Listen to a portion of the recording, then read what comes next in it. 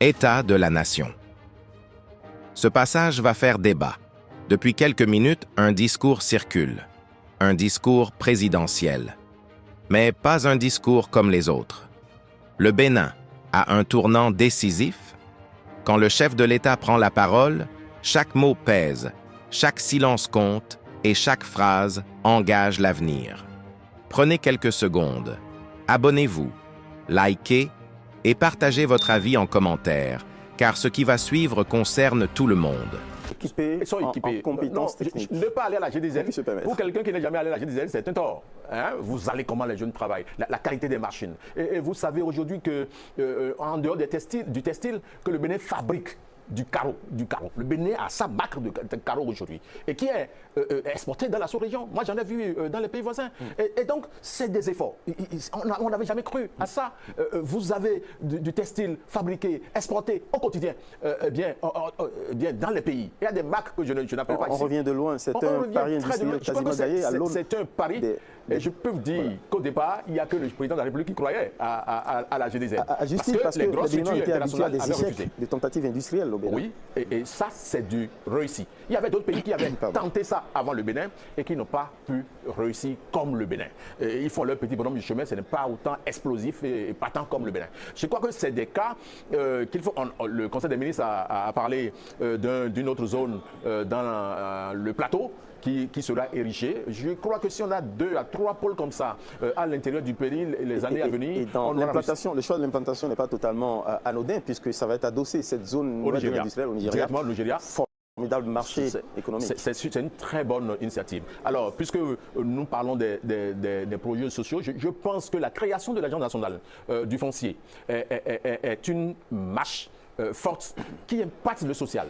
Vous savez, il était très difficile en tant qu'acquéreur. Vous, avec vos petits moyens, vous faites des prêts à la banque, vous cotisez pour acheter un lopin de terre qu'on vient vous discuter après, qu'on vient vous arracher. Aujourd'hui, lorsque vous suivez la procédure de l'Agence nationale pour le foncier, du domaine du foncier, eh bien, vous êtes hors de danger. Je crois que ce sont des choses qui sécurisent. C'est capital pour les investissements. C'est capital pour les investisseurs, notamment pour les investisseurs étrangers qui vont venir dans le pays parce qu'on ne peut pas investir dans de l'insécurité foncière. Aujourd'hui, ce sont des avancées. Et ce n'est pas que pour les mouvanciers, ce n'est pas que pour les opposants, c'est pour tous les Béninois. Aujourd'hui, lorsque vous voulez acquérir une parcelle, vous êtes obligé de respecter les nouvelles lois en vigueur. C'est une avancée majeure.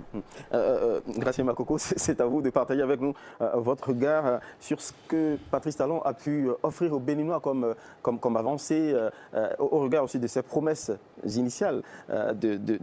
Il n'avait pas de grand cap qui nous avait été fixé. En fait, il n'avait pas un discours, je vais dire, au superlatif pour nous destiné, par exemple, des horizons de développement tels que des dragons de l'Asie, etc. Non, il a juste tracé un certain nombre de grands chantiers. Est-ce que, à vos yeux, les promesses ont été réalisées? Non, je dois vous dire que si on doit résumer en une seule phrase le bilan du président Patrice Talon, il faut dire qu'en dehors de la démocratie électorale et quelques questions de liberté publique, le président Patrice Talon, en 10 ans, a réussi sur tous les plans.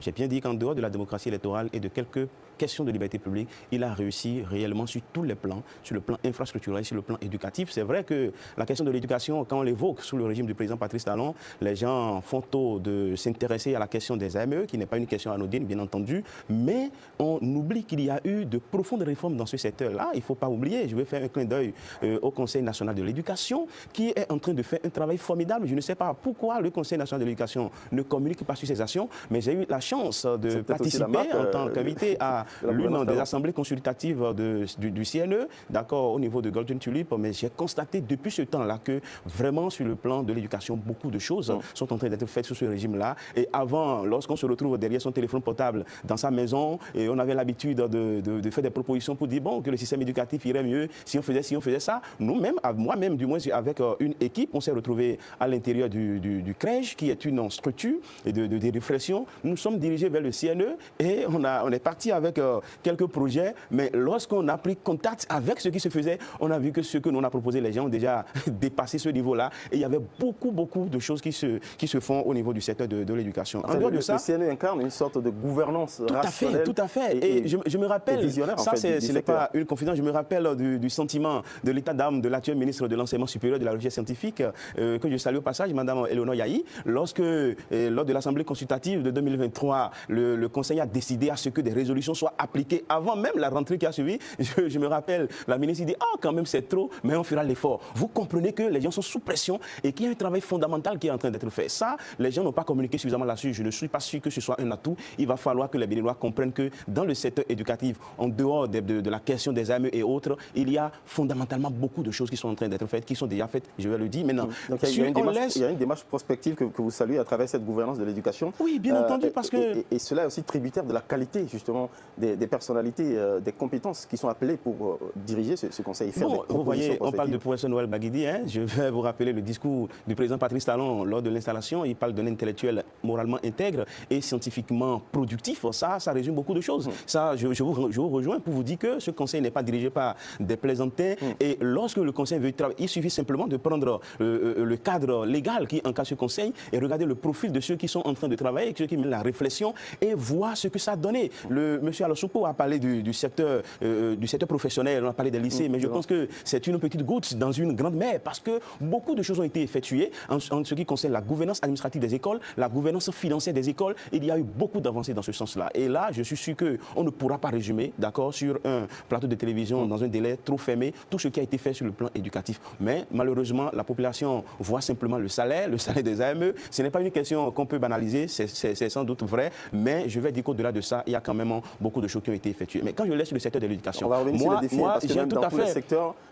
Il y a des défis à relever. Moi, j'ai travaillé sur la création des juridictions nouvelles sous le président Patrice Talon, notamment la CRIET. Je pense que le livre que j'ai écrit sur le fonctionnement de la CRIET est pratiquement le seul qui existe aujourd'hui, si ma mémoire est bonne, si j'ai bien suivi les choses. Mais je dois vous dire qu'en dehors des procès, tout ce que la CRIET a fait, en dehors des procès qui concernent soit les hommes politiques ou les hommes riches, ce sont ces deux types de procès qui font polémique dans la République. En dehors de ça, vous voyez que tout le reste est salutaire. Il y a beaucoup de décisions qui ont été rendues. Il y a beaucoup de, entre griffes, fossoyeurs de l'économie nationale que cette juridiction a fait rendre gorge. Il y a l'agent judiciaire qui est devenu... Oui, bien entendu, c'est ça. Parce que vous savez, quand on parle de la réalisation des droits de l'homme... à l'impunité. Tout à fait. Parce que quand on parle de la réalisation des droits de l'homme, il y a une catégorie de droits de l'homme qu'on appelle les droits de l'homme de la deuxième génération. Ce sont des droits qui ne peuvent pas être réalisés sans un investissement massif de la part de l'État. Les droits sociaux, les droits économiques, etc. Vous voyez, et lorsque vous êtes dans un pays qui est gangréné par la corruption, comme on le connaissait dans cette République, l'État, vous mettez, la corruption met l'État en incapacité financière de réaliser les droits de la deuxième génération. Et quand vous voyez une institution comme la CRIET, au-delà des griefs, et j'ai mentionné, j'ai été très clair pour dire, c'est des griefs concernant les procès qui sont liés aux hommes politiques et aux hommes riches de ce pays, ça c'est un autre débat, mais en dehors de ça, sur le terrain de la lutte contre la corruption, sur le terrain vous voyez la question de la cybercriminalité, vous n'imaginez pas l'impact que ça produit sur une société, la jeunesse d'une société. Lorsque vous voyez, d'accord, les gens se dépenser de l'argent gratuit, emprunter les chemins de raccourci, vous ne voyez pas le degré de corruption des mœurs. Il y a un degré, il y a un impact négatif énorme. Et lorsqu'on est conscient de cela, on ne peut que saluer le travail que cette juridiction a abattu sous le régime du président Patrice Talon, parce qu'il n'y a pas la CRIET sans la volonté du président Patrice Talon. Aujourd'hui, avec cette juridiction, il y a eu des députés qui ont été jugés, il y a eu des ministres qui ont été jugés, et donc c'est un peu comme une manière, je le dis, une technique pour contourner le verrou de la haute cour de justice qui ne nous permettait pas, d'accord, d'amener nos gouvernants à rendre compte. Et ça, je pense que c'est à ça. Un message qui interpelle. Le débat est ouvert. Dites-nous ce que vous en pensez. Abonnez-vous pour ne rien manquer.